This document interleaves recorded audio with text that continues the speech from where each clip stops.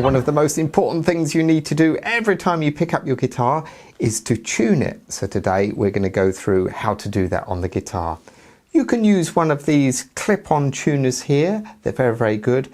But today we're going to use an app that I've downloaded for a mobile device called Guitartuna. It's free and works very well indeed. First thing we're going to do is have a look at what the strings are called. The bottom string is called an E. Then we have an A, a D, a G, a B, and an E. Now that's quite a lot to remember, so luckily there's a little rhyme to help us. We can remember this by thinking of this.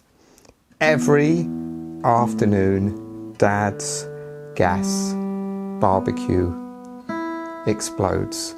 So the letter of each word is the string name. So E for every, A for afternoon, D for Dad's, G for gas, B for barbecue, and another E for explodes. Notice you have two E strings, a low E and a high E. Now this is important because when we come to use our tuner, we need to know what notes we're going to tune to. So if we look at our app here, if I play my first note, which is an E,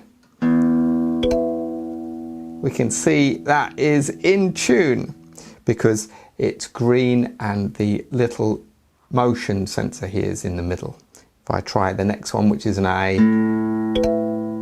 that's great. That's also in tune. Let's try the D string. That's in tune too. G, great. B, in tune. Finally the last one.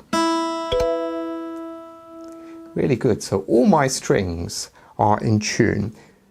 Let's have a little look and see what will happen if one of my strings is out of tune. So let's try this again. E string, great. A string, looking good. D string. G string. Now you can see on our little app here, it says the note is too low. So in that case, what I'm going to do is find out what string is attached to my tuning peg. And it's this third one here.